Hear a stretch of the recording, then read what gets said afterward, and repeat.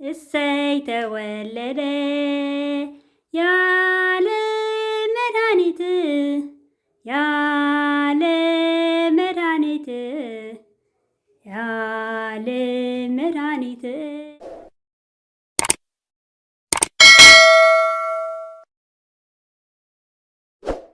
ሰላም ሰላም አመል ዓለም ዘለኹም ክብራት ኣሕዋት ሰላም እግዚአብሔር ምሳኹም ይኹን።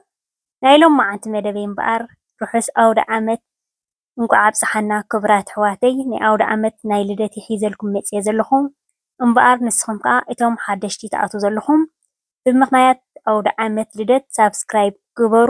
እቶም ምሳይ ዝፀናሕኩም ከዓ ናይ ኣውደ ዓመት እዚ ቪድዮ ብላይክ ጀምርዎ ክብራት ኣሕዋተይ።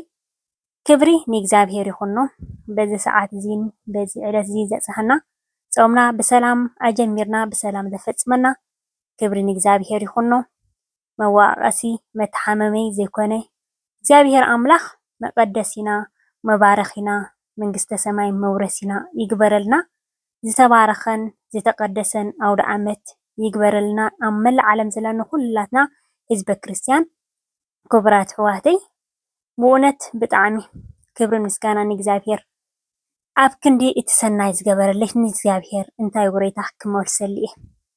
እግዚአብሔር ካባና ዝደልዮ ተመስገን በቃ ልሳና ቅዱስ ቃል ክንዛረበሉ ተመስገን ኢልና ንእግዚአብሔር ክነመስግነሉ ተዘይኮይኑ ካባና ዝደልዮ እግዚአብሔር ማንም የለኒ ማለት እዩ።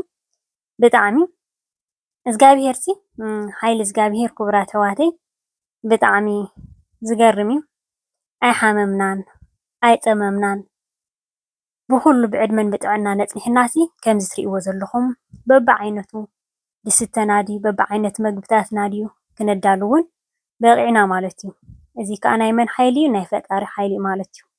ብዙሓት ንዛ ሰዓት እዚኣ ክንደይ ተመነየማ ክንደይ ተደንስዮም ብሕማም ዝሳቀዩ ኣለው። እግዚአብሔር ኣምላኽ ምሕረቱ ይልኣኸሎም ነቶም ዝሓመሙ ንጥሙያት እውን ይዕንግሎም ንዝሞቱ ከዓ መንግስተ ሰማይ ዋርሰልና እግዚአብሔር ክቡራት ኣሕዋተይ። ዓሚ ፅቡቅ ኣብኢሎሞ ሎሚ ከዓ ብሂወት ዝተፈለዩና ብዙሓት ኣለው ንኣሽቱ ኣለው ዓበይቲ ኣለው። ሕጂ እዚ እንታይ ክብል እየ እግዚአብሔር በቃ ክነመስግኖ ክንክእል ኣለና። እታ ዝዓበየት ዕድመን ጥዕናን እንተሂቡና ካልእ በቃ ምስጋና እዩ ክነመስግኖ ጥራይ ኢና ዘለና ማለት እዩ። እታ ዝዓበየት ዕድመን ጥዕናን ከም ዝበልኩኹም ካልእ ዝተፈላለየ ፈተናታት ዝተፈላለየ ፀገማት ከጋጥመና ይኽእል እዩ። ግን ከዓ ብዙሕ እዛ ወርሒ እዚኣ ወይ እዛ ዓመት እዚኣ ካሊኣ ቀይርካ ስለ ዘምፅኣ እግዚአብሔር እታ ዝዓበየት ዕድመን ጥዕናን እንተሂቡና ኣመስገንቲ ክንኮን ኣለና ማለት እዩ። ወፂና እግዚአብሔር ኣመስገንቲ ኣብ ገዛና ኮይና እግዚአብሔር ኣመስገንቲ ምክንያቱ ንሱ እዩ ክቡራት ኣሕዋተይ። ሕጂ ከም ትሪእዎ ዘለኹም በቢዓይነቱ በዚ ዓፅሚ ናይ በጊዕ ናይ ፎርኖ ዝበሰለ ማለት እዩ።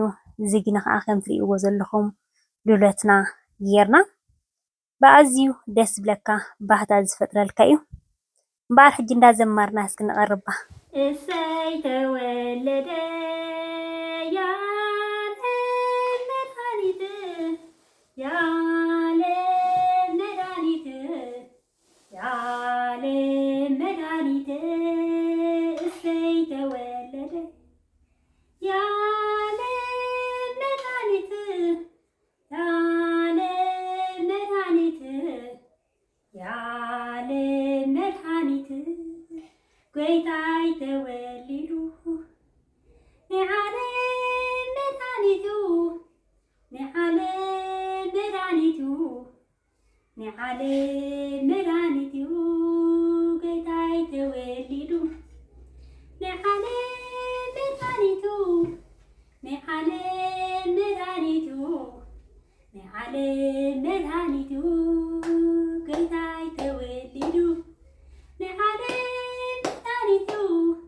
ንዓለም መድኃኒቱ ንዓለም መድኃኒቱ እሰይ ተወለደ ንዓለም መድኃኒት ንዓለም መድኃኒት ንዓለም መድኃኒት እሰይ ተወለደ የዓለም መድኃኒት የዓለም መድኃኒት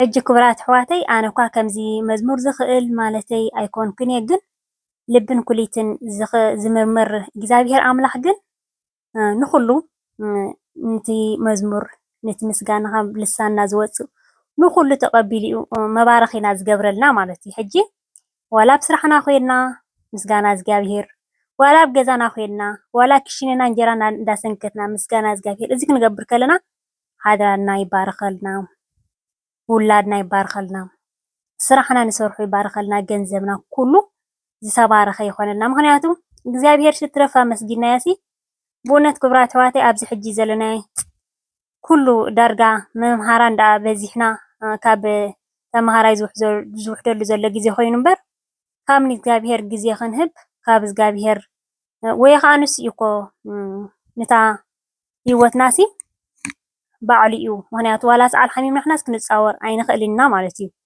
ሕጂ ከምዛ ሓይሊ ዘለና ንመስል እግዚኣብሔር 24 ሰዓት ካብ ዓመት እውን ናብ ዓመት ብዕድመ ብጥዕና ከይንጠሚ መዓት ሽሻይ ከይነዓረ መዓት ክዳን ኩሉ እንዳገበረልና ከሎ 10 ደቂቃ ንእግዚኣብሔር ኣይ ንህበላና። ምክንያቱ ካብ ነፍሰይ ጀሚርካ ክቡራት ኣሕዋተይ ኣብዚ ሕጂ ዘለናዮ ግዜ እዚ ግን ሓድሽ ዓመት ይብልና እግዚኣብሔር ኣምላኽ። ንኣብነት 2025 2024 ተወዲኡ ኣሎ።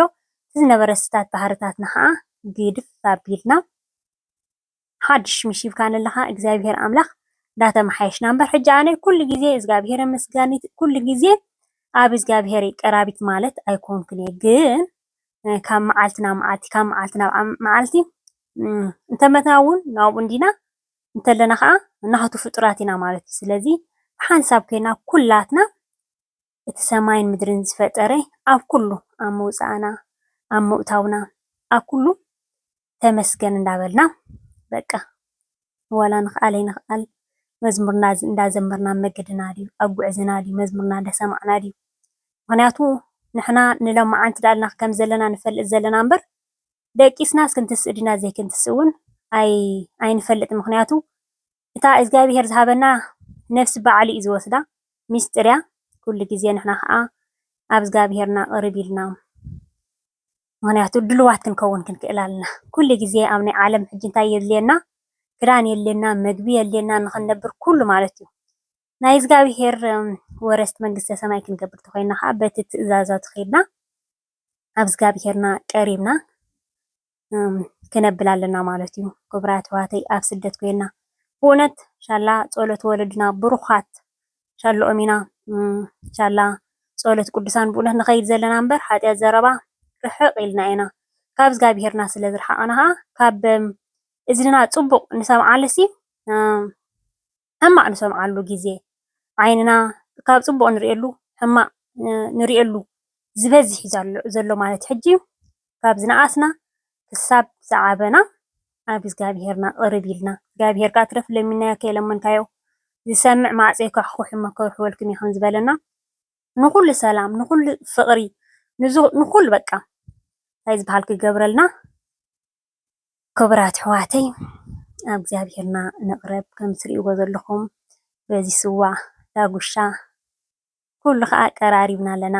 እግዚኣብሔር ኣምላኽ ዝተባረኸ ዝተቐደሰ ኣውደ ዓመት ይግበረልና። ሕጂ ብስነ ስርዓት ከምቲ ባህልና ከምቲ ሃይማኖትና ከምቲ ናይ ወለድና ከዓ ፀወለትና ጌርና ከዓ ክንምገቦ ኢና ማለት እዩ።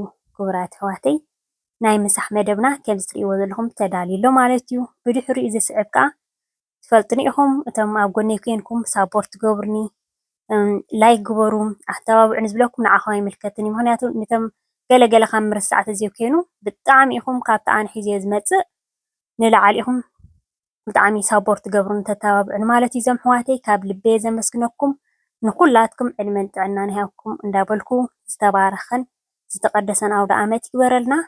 ብካሊእ ቪድዮ ክሳብ ዝምለሰኩም ሰላምን ጥዕናን ኣብ በብሰለኹም ሰሰናይ